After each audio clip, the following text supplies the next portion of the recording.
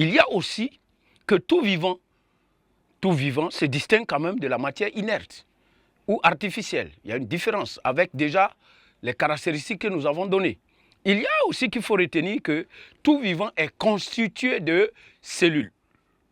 L'unité fondamentale, l'unité basique du vivant, c'est la cellule. Voilà. Donc, à ce niveau aussi, on peut spécifier un peu, il y a des vivants qu'on appelle, qui ont des organismes unicellulaires, c'est-à-dire sur la base d'une seule cellule. Il y a aussi des organismes pluricellulaires qui sont composés de plusieurs cellules. Sur ce, nous allons passer maintenant au petit 2 pour voir ce que nous pouvons retenir de la biologie.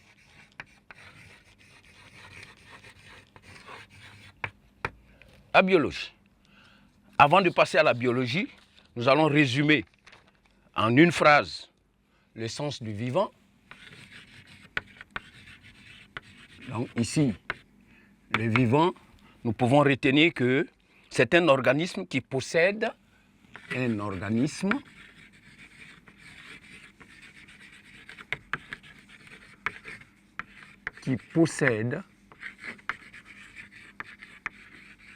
nous allons continuer de diviser le tableau, voilà, qui possède les caractéristiques de la vie. Les caractéristiques de la vie. Ce que nous avons cité, entre autres. Bien, maintenant, que pouvons-nous retenir de la biologie?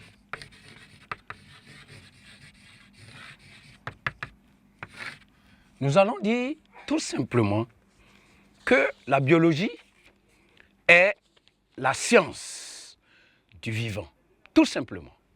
Donc notons cela avant de la biologie.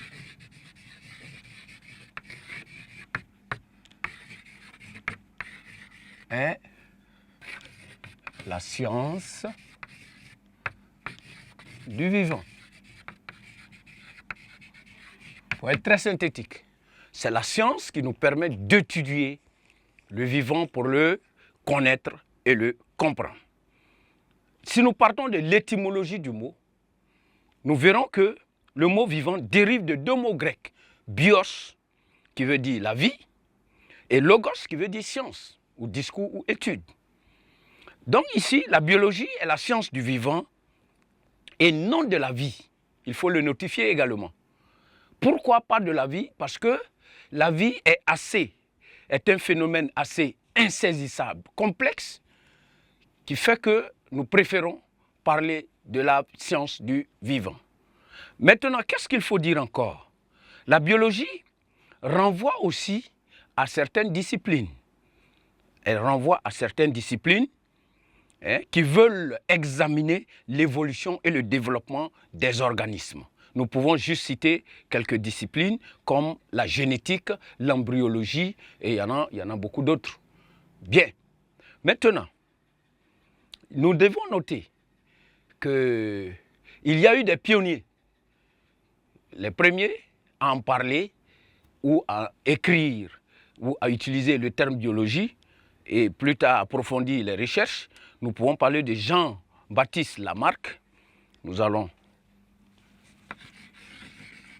Jean-Baptiste de Lamarck. Jean-Baptiste de Lamarck, 1744, 1829. Donc, nous avons également, nous avons Treviranus,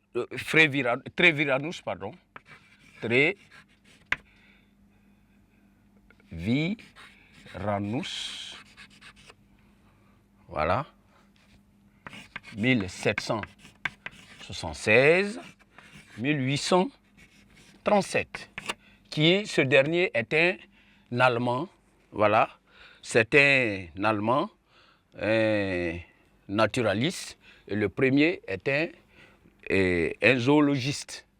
Lui, c'est un Français, Jean-Baptiste de Lamarck.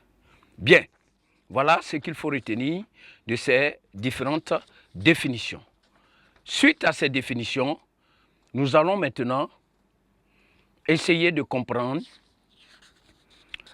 en grand 2. Nous allons passer au grand 2 où nous allons essayer de comprendre les quelques conceptions de la nature du vivant. Nous allons passer au grand 2. Grand 2.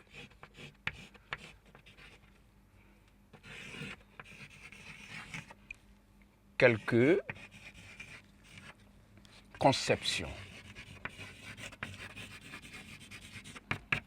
sur la nature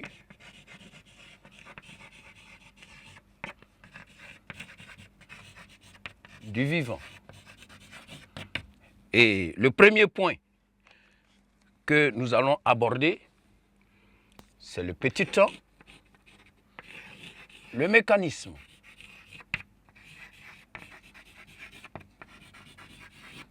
Le mécanisme.